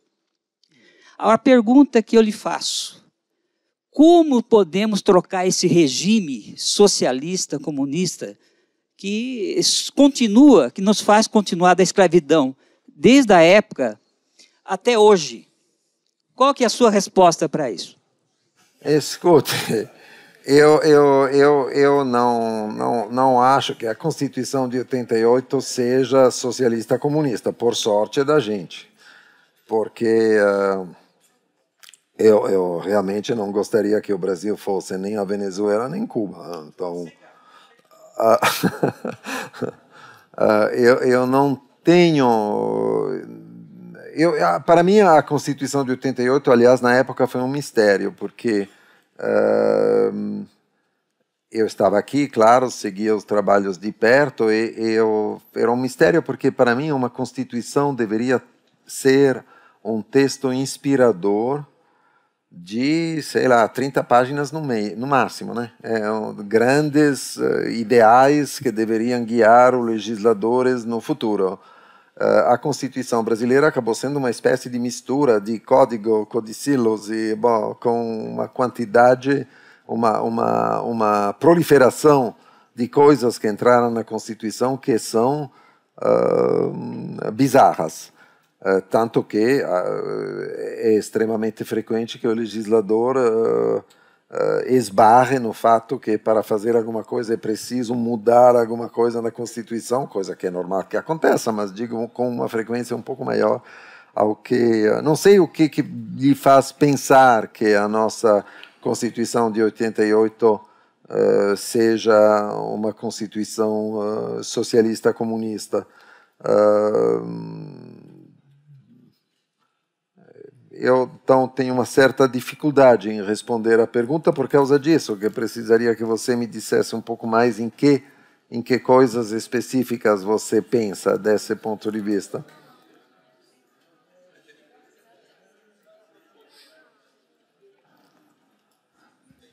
Contardo. Diga. A gente tem uma fila de perguntas, então a gente vai seguindo, tudo bem. Então, tá bom? vamos ficar nessa, mas é só essa questão. Que eu posso lhe dizer que acho, por exemplo, que pelo menos não impediu, em parte, a reforma trabalhista, não está impedindo de maneira radical a reforma previdenciária. Então, tem pelo menos margem para pensar que a Constituição de 88 é uma Constituição fundamentalmente social-democrata, né? Mas isso é uma coisa que teríamos que discutir artigo na mão, né? Não é isso? Artigo de Constituição na mão. Diga. Próxima pergunta veio do público. Aqui. Tudo bem? Veio do público da Soraya. E é a seguinte. Não falta um sentido de pátria, de nação ao brasileiro, para que consiga vencer esse colonizador e quebrar o círculo vicioso da dependência? E ela faz uma emenda, uma outra pergunta aqui, que é o que você acha da expressão complexo de vira-lata que o Nelson Rodrigues usava. Uhum. Escuta, a primeira questão é que o colonizador não é de fora. Não é de fora, não. O colonizador é dentro da gente. Aqui não tem nenhum colonizado, a não ser os índios. E, em geral, foram mais exterminados do que colonizados. Aqui só tem colonizadores e colonos. Então, o colonizador é uma posição subjetiva do próprio brasileiro. Então, não tem como dizer que a gente deveria se desfazer de alguma influência externa ou imaginar que o Brasil esteja como é por causa, sei lá, da corte portuguesa ou por causa sei lá, das ingerências americanas no golpe de 64, quando a gente lê os documentos, são realmente muito pequenos, né? Acho que é melhor a gente começar a pensar que estamos onde estamos e somos como somos por causa da gente. E do que fala em nós, de qual é o peso do nosso passado em nós, e não por causa de alguém de fora. Tinha uma segunda parte da pergunta da Soraya que agora me perdi. O que era a segunda parte? Seu complexo. Sim, não. Mas antes disso, que é ligada à questão sobre o Nelson Rodrigues. Agora, que falte um sentimento de nação. Eu realmente devo dizer que nacionalismo, em geral, o sentimento de nação, eu não tenho nenhuma simpatia. Odeio todos os nacionalismos, odeio patriotismo, odeio torcida de futebol, então odeio tudo. Para mim, o grupo é o mal. Não que o indivíduo seja o bem, mas é a começar do indivíduo que talvez comece-se a falar de bem. Então, não lamento isso em si. Agora, a ideia de que tenha se constituído ou não tenha se constituído, e de fato isso concordo totalmente com Soraya, não se constituiu no Brasil o que eu chamaria o sentimento de um destino comum, isso infelizmente, está na nossa história, né? A história do Brasil, desse ponto de vista, não foi generosa com o país, porque, no momento em que o país deveria declarar a independência, o que acontece? Porque a época, mais ou menos, o que acontece é que os portugueses vêm fugindo para cá. Aí fica, quem declara a independência são eles mesmos. Não teve uma luta popular, nada disso. O fim da escravatura não foi nenhuma, foi eles mesmos que declararam. A passagem do Império para a República não foi um movimento popular. Não tem uma história de lutas populares para a constituição do país. É muito difícil. Tudo bem, tem lá, monumento a Tiradentes. É sempre ele, né? Então, você parece quase mais o patrono dos dentistas do que um herói nacional.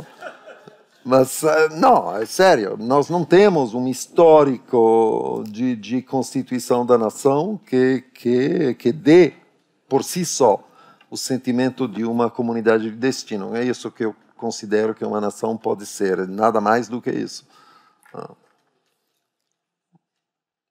Boa noite, eu me chamo Karina e faço graduação em Artes Visuais na Unicamp. E na disciplina de História da Arte Brasileira, a gente costuma pensar esse lugar da arte brasileira, né? da identidade brasileira nessa arte que, por ter tido muita influência da arte europeia, enfim, às vezes se confunde, existe a arte indígena, a arte afro-brasileira também, e queria saber qual que é a sua visão sobre esse lugar da arte no Brasil, e também porque eu costumo ver análises sobre a arte de historiadores e, enfim, gostaria de saber qual é a sua visão sobre isso. Obrigada. Escuta, primeiro, eu acho que certo, claro, até para simplificar em uma série de circunstâncias, a gente usa a expressão, e tem que usar a expressão de arte brasileira, mas não é mais legítima do que se você fala da, sei lá, a arte francesa, italiana ou companhia. O limite é tênue, porque as influências em matéria, na história da arte, as influências internacionais são, mas muito cedo, desde, sei lá, o século XIV, as influências são fortíssimas, de um lugar a outro da Europa. Estou falando antes que a América fosse conhecida e saber quem estava, qual é o pintor que se mudou de Milão para Paris, por exemplo, Leonardo, durante um tempo, e o efeito que isso teve sobre o começo da pintura renascentista francesa. Bom, a arte talvez seja uma daquelas coisas que não tem um grande interesse em ser reconhecida como nacional. A arte contemporânea brasileira, por exemplo, é muito interessante. É muito interessante, mas não especialmente por ser brasileira. Eu acho sempre um pouco, sabe, é brasileira porque pensa nos parangolês de Oiticica.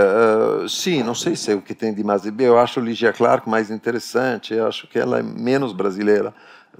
Assim, no sentido folclórico, digamos, de ser arte brasileira. As coisas que são reconhecidas geralmente como brasileiras por razões de sua temática, para mim não são as mais interessantes. É um pouco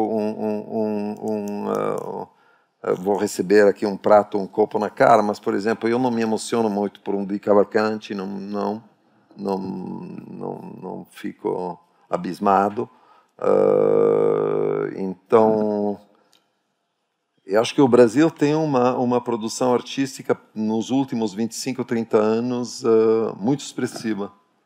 Agora, se vai continuar tendo, não sei, porque se depender dos cretinos que fecham exposições em museus, a coisa vai emigrar direto.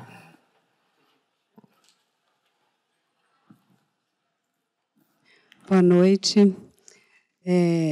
Você trouxe a figura da viagem, né? E que a gente deixa um passado que pode ter um peso, do qual a gente quer se livrar, e a gente vai para o novo. É que, às vezes, eu penso que o futuro pode ter igualmente um peso, e ser um espectro, sobretudo para o Brasil. Então, desde que eu nasci, eu carrego, acho que todo mundo aqui, aquele sonho que é continuamente frustrado, né? Então, eu te pergunto, afinal, o Brasil é o país do futuro? Ou como atravessar isso? Isso é atravessável? Escuta, você sabe que a frase inteira, pelo menos, claro, tem o título de Stefan Zweig, mas tem a frase de Gaulle, que é famosa, que quando alguém lhe disse Mon général, le Brésil é o pays du futur. Ele respondeu, com aquele acento típico dele, disse oui, et il le sera pour longtemps. Que significa sim, o Brasil é o país do futuro e vai ser o país do futuro por muito tempo. E isso é um dos problemas, né? O futuro sendo enfim, uma dimensão do tempo que só toma sentido a partir do presente, é aquilo que está lá para frente. Ser o país do futuro constitucionalmente, de uma certa forma, significa não se realizar nunca, né? Ou seja, ser para sempre o país do futuro. É bastante divertido porque isso é a verdade das Américas em geral. Aliás, de uma certa forma, é exclusivamente das Américas e talvez um pouco da Austrália. Isso é o que as Américas têm em comum, e que são lugares que nasceram de sonhos. Que seja de colonizadores ou de colonos, mas de sonhos de futuro diferente. O Brasil, em particular, tem uma série de boas razões para ser o representante do sonho europeu, para ser... Otávio Paz dizia, tem um texto, aliás, sobre isso no livro, justamente, é um texto meu sobre isso. Otávio Paz dizia que a América Latina é um lugar na mente europeia. E, de fato, é, antes de ser um lugar no mapa, porque é o lugar de um sonho europeu. Vocês sabem que uma das outras explicações etimológicas ou históricas, digamos, do nome do Brasil é, além claro, o pau-brasil, então o brasileiro sendo o trabalhador do pau-brasil, é que em mapas, mapa-mundi medievais, do Atlântico e do que teria do outro lado, que era totalmente desconhecido, então era mapa só do Atlântico, aparece em alguns desses mapas, isso aparece numa obra bem conhecida que é a Geografia Medieval de Lelevel, aparece uma pequena ilhinha que é chamada, são as Ilhas Afortunadas, e é chamada Al-Brasil. Então tem uma suspeita que o nome do Brasil venha dessa ideia que seja o lugar de sonho do outro lado do Atlântico. E sem contar que vocês todos sabem que os primeiros navegadores, imediatamente depois de Cabral, nasce imediatamente a ideia de que o Brasil seria a terra onde se situava o verdadeiro paraíso terrestre original. Isso também está contado no livro detalhadamente. Isso por uma série de razões. Primeiro, porque o Brasil era chamado inicialmente a terra dos papagaios, e os papagaios falam, e a Bíblia diz que no paraíso terrestre os animais falavam. Isso porque tem alguns frutos que são considerados como simbólicos do valor sagrado. Por exemplo, o maracujá se chama em francês e nas línguas europeias fruto da paixão, porque tem uma maneira, quando você corta o maracujá, de olhá-lo, ele parece conter os símbolos da paixão de Cristo, a coroa de espinhos e os pregos da cruz cruzados. Então, isso são uma série de argumentos para mostrar que o lugar do Éden, então não é só o Eldorado, é o lugar da grana e do ouro que está lá escondido, é algo mais, é o lugar, o paraíso terrestre, que deveria estar aí em algum lugar, não que o Brasil como tal seria o paraíso, mas que ele o conteria, que ele estaria lá dentro potencialmente. Enfim, voltando à pergunta,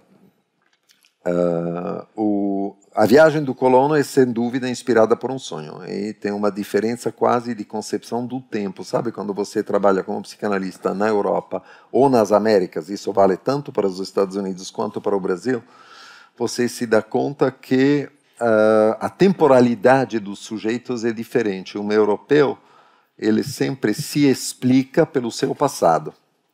Ou seja, eu sou assim porque me aconteceu isso, porque o meu avô, porque o meu pai, porque a minha mãe e companhia. Um americano, que seja ele do norte ou do sul, tomo isso num sentido continental, ele se explica muito mais pelos seus projetos. Não é que se explica, é explicado. Ele mesmo. Quem você é? Eu sou o cara que quer fazer isso, que tem esse sonho. A dimensão do futuro é uma dimensão muito mais presente no sujeito americano do que no sujeito europeu. a gente se define pelo que esperamos vir a ser, né? Agora, a dimensão de frustração do sonho, ela está muito presente no Brasil, também por razões históricas, e de maneira particular existe uma frustração do sonho do colono, que foi muito grande desde o começo, né? Isso pagamos o preço de... Foi muito grande não porque o país não tivesse o que oferecer, mas porque a colonização do Brasil, falem com pessoas que são descendentes de colonos, vocês vão ver imediatamente que ela foi realmente complicada. Os colonos foram seduzidos por falsos contratos de imigração, que lhe prometiam uma terra que ele chegava, essa terra não tinha. Não estava reservada para eles. Geralmente eles eram mandados para grandes fazendas do interior de São Paulo, por exemplo, para substituir mão de obra escrava em condições realmente de escravatura, ou seja, imediatamente eles tinham dívidas que não tinham condição de pagar, então eram realmente servos da terra. Ou seja, o país, o colonizador maltratou o colono brutalmente. Existe uma decepção histórica do colono na formação do país, e isso certamente, o sonho de futuro levou um tremendo tapa na cara. Agora,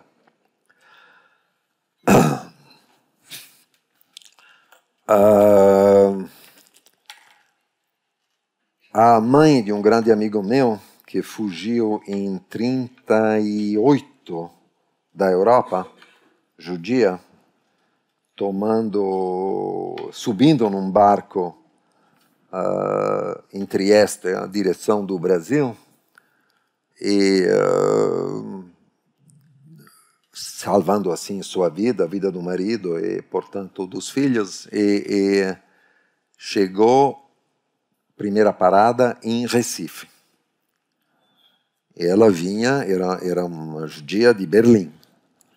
Ela vinha de um período onde já ser judeu na Alemanha realmente não era fácil, onde você usava a estrela amarela e onde já tinha acontecido a Noite de Cristal e estabelecimentos judeus eram marcados, já tinham sido saqueados e companhia. Daí ela saiu, ela achou que tinha chegado realmente num paraíso onde os judeus eram muito amados.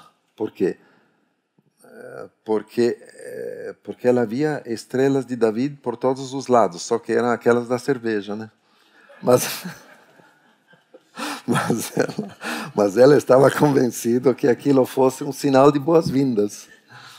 E, de fato, se deu muito bem no Brasil. A próxima pergunta veio aqui do público, da Márcia, e ela diz o seguinte: o que tem em comum, entre aspas, a vulgaridade italiana com a brasileira, levando em consideração a nossa formação histórica?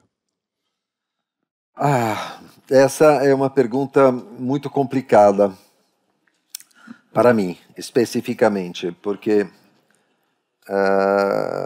vou lhe contar uma história.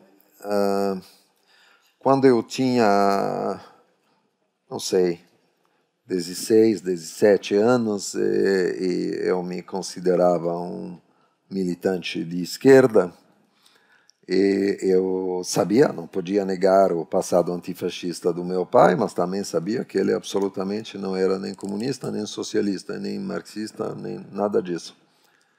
Então, eu estava convencido, segundo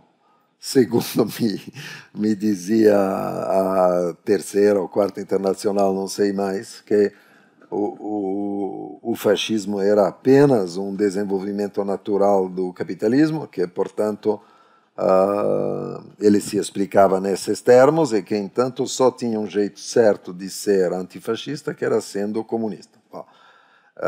Então, fui lá encher o saco do meu pai, e dizendo: pai, como é que você podia ser antifascista se você não é comunista? E aí ele, por uma vez, me pegou a sério, coisa que certamente a minha pergunta não merecia, mas enfim, ele me levou a sério, ficou pensando um momento, e ele me deu essa resposta que me indignou na época, mas que ficou comigo para a vida inteira. Ele me disse, sabe, era que os fascistas eram tão vulgares, e é só isso que ele disse.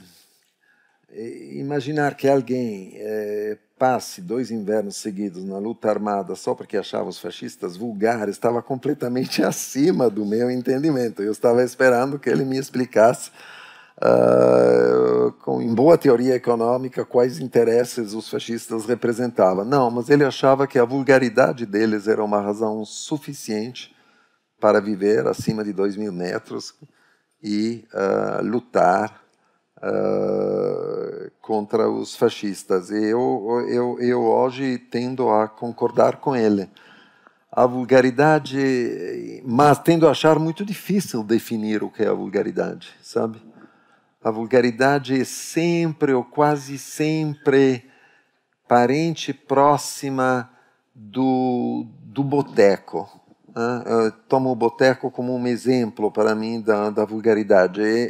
É uma vulgaridade, é uma coisa sempre próxima daquela cumplicidade de grupo que permite coisas que o indivíduo, por seu foro íntimo, não se permitiria.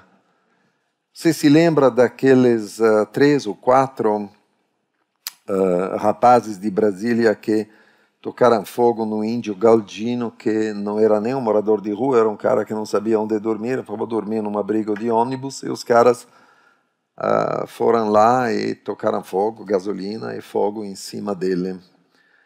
Agora, nenhum desses jovens, eu aposto qualquer coisa, nenhum desses jovens teria feito isso sozinho. Precisavam ser 3 ou 4 para poder se dizer aquelas frases tipo: vão queimar o índio, porra! Vai lá, bota! Essa é a vulgaridade. Isso eu estou a fim de atirar quando vejo jovens ou pessoas falando nesse registro. Então, a vulgaridade italiana naquela época era parecida com a vulgaridade brasileira. Acho que está, para mim, a comparação se dá entre a pornochanchada brasileira, que tem quase da mesma época, aliás, e a comédia italiana da mesma época. A pornochanchada, aliás, se inspirou largamente na comédia italiana daquela época. Era essa ideia de poder ver o pior em você e achar aquilo engraçado. Eu realmente não achava aquilo engraçado. Eu olhava aqueles filmes da Lina Wertmüller, até filmes de grandes diretores, alguns dos filmes de Ettore Scola, outros filmes deles adoram, mas alguns filmes tipo... como é que se chama aquele? Não, prefiro nem pensar no título. Mas que eu olhava aquilo e a plateia ria. Eu realmente, sabe o que eu pensava? Eu pensava, eu não quero ser daqui. Me tiram daqui, pelo amor de Deus. E foi indo embora. Foi embora. Olá. Ué? Olá. Olá. Aqui. Opa. Tudo bem? Tudo. Veja só, eu acho que nós somos todos aqui europeus. Né? Nós temos milhares de anos de tradição. Não acho que nós temos só 500, não. Nós temos tudo na Europa aqui. São todos europeus aqui. Minhas tradições estão na Europa, a filosofia, tudo que nós fazemos aqui, nossas casas, tudo é europeu.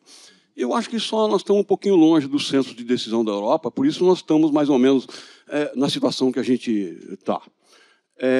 Como Portugal, Itália e Espanha, que eram os primeiros e se tornaram os últimos daquele setor da Europa ocidental. Mas, na verdade, acho que a gente está assim justamente porque a gente imita mal a Europa.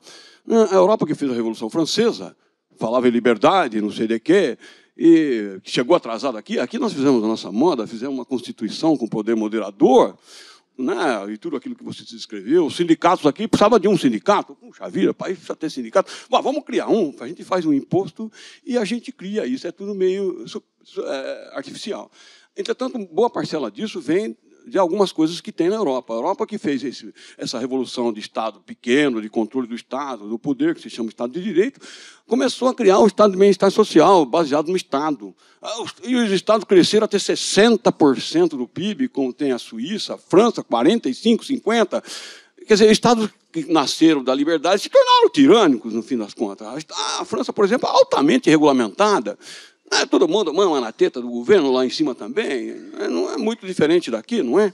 Então, acho que a gente só não passou pelas fases intermediárias deles. E nós estamos num outro momento histórico hoje que a Europa passa a depender da gente. Porque eles já estão com economias saturadas, e se eles não se expandirem assim, aqui, nos países subdesenvolvidos, balbal Europa, vai ter crise violenta por lá também. Né? Então, eu penso assim, não sei se concorda. Sim, de qualquer jeito eu concordo que enfim, isso sem dúvida nenhuma, que não existem mais economias nacionais, né? Bom, mas no que concerne o Estado europeu, que ele tenha tido e tenha uma tendência à hiperregulamentação, e aqueles enormes governos assistenciais. O caso da França é um pouco diferente, não tanto pela quantidade. A França sempre me seduziu, especialmente por uma razão, que a Itália, como também os países ibéricos, mas a Itália, sem dúvida, é um país em que existe um grande funcionalismo. Existe, sem dúvida, muito funcionário do Estado, por exemplo, mas o funcionário do Estado é considerado como um pouco como no Brasil. É alguém que se encostou.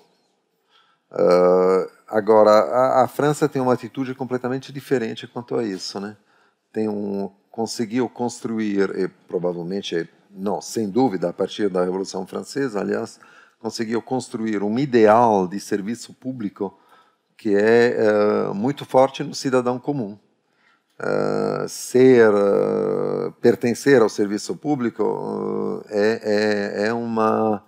na França é uma honra. Coisa que certamente não é o caso na Itália, nem, aliás, nos países ex-comunistas que entraram no bloco europeu, onde pertencer ao serviço público é um problema. Mas concordo com você, nós somos... não sei se o projeto de imitar a Europa existe, claro, sim, deve existir em alguma medida, porque tem uma série de coisas que, aliás... seria bom que nós pudéssemos proporcionar como na Europa. E acho que o Brasil teria toda a condição de proporcionar realmente. Mas o caminho da imitação sempre acarreta consigo uma série de armadilhas, porque você acaba facilmente fazendo muito mais do que pode para imitar. Então, é um caminho árduo. Eu acho que o Brasil tenta se inventar, acho que é muito... Não. A gente poderia falar, por exemplo, sobre o ensino. Talvez seja o metro mais interessante. Sobre o ensino, o que é o ensino público na Europa, o que é o ensino público no Brasil, como é que o ensino público europeu se constituiu. Mas aí tem muitos fatores em jogo, entende? Primeiro qual é a função, e a função significa não só o que ele faz, mas também qual é a posição ideal ou não do professor ou do funcionário do ensino público na Europa comparado com o equivalente no Brasil, e não é só uma questão salarial, é uma questão realmente de ideal social. É uma diferença grande que tem consequências tremendas sobre a qualidade do ensino dispensado e companhia. Tem outra coisa que queria dizer sobre a questão do ensino. a ideia de que eu me formei, eu pessoalmente me formei com exceção de 2 anos da minha vida, porque eu tinha fugido de casa, eu tinha que então fazer 2 anos em um, mas fora isso, eu me formei inteiramente no ensino público, na Itália primeiro, na Suíça depois. Nunca paguei nada para frequentar a universidade ou para frequentar na França também, nunca paguei nada, a não ser uma taxa de inscrição de, sei lá, $150 para o ano inteiro. Nunca paguei nada para estudar. Mas, ao mesmo tempo, era um ensino absolutamente sem presentes e sem concessões.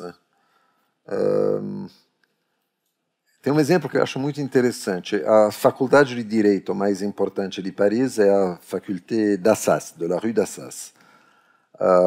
Não tem nenhum tipo de seleção, não tem vestibular na França nem nada disso. Se você completou claro, é preciso ter passado o baccalaureat, quer dizer, concluído os estudos secundários. A partir disso, mesmo com notas medíocres, você pode se inscrever. Não tem nenhum problema. E a consequência disso é que realmente no primeiro ano a Assas deve ter, sei lá, 4.000 alunos. Eu acho que, como é que isso se resolve? É fácil. Um curso do primeiro ano, como instituições de direito privado, por exemplo, ele é administrado às 7 da manhã num auditório onde tem 200 lugares. Então, ou você chega às 5 ou fica fora. Fica fora, você não vai passar o exame nunca. E pronto. Então, eu acho essa uma seleção muito mais interessante do que um vestibular que não tem nada a ver com aquilo. Eu acho que é um princípio muito mais interessante do que uma seleção em cima das notas. Você quer? Então, mostre-nos que você quer. Eu não... Não entendi, desculpa. Por que uma distorção?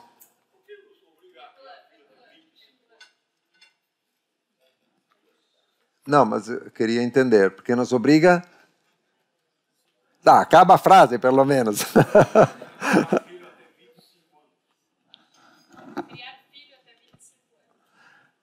Criar filhos até 25 anos? Na Europa, porque no Brasil você acha que a gente cria até quando? Muito mais.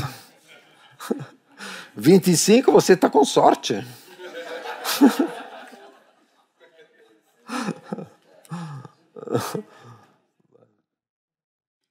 Contar a última pergunta, veio da internet, do Jonathan.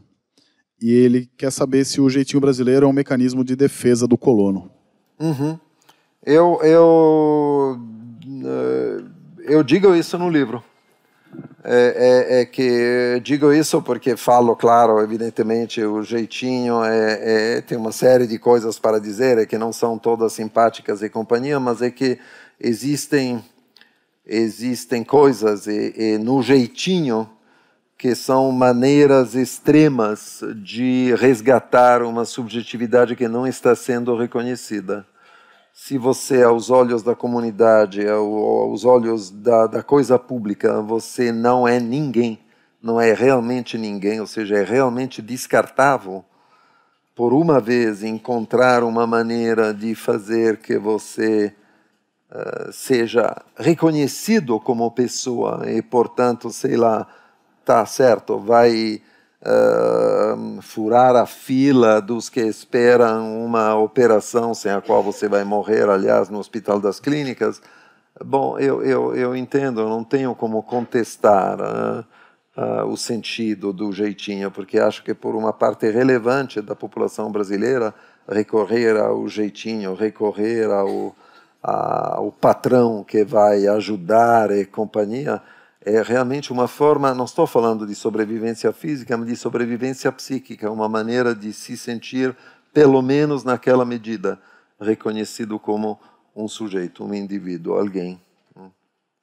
Então, às vezes, o jeitinho é a única maneira de ser alguém, e não de não ser, de ser apenas ninguém. Bom, terminamos agora e passamos para a sessão de autógrafos. Então, o livro Hello Brasil e outros ensaios, Psicanálise da Estranha Civilização Brasileira, está aqui conosco. Então, vocês poderão adquiri-lo e pedir, formar uma fila, por favor, aqui em frente à mesa onde está o Contardo. Porém, antes disso, gostaríamos de um aplauso de sincero agradecimento pela palestra do nosso ilustre. Oh, Mário.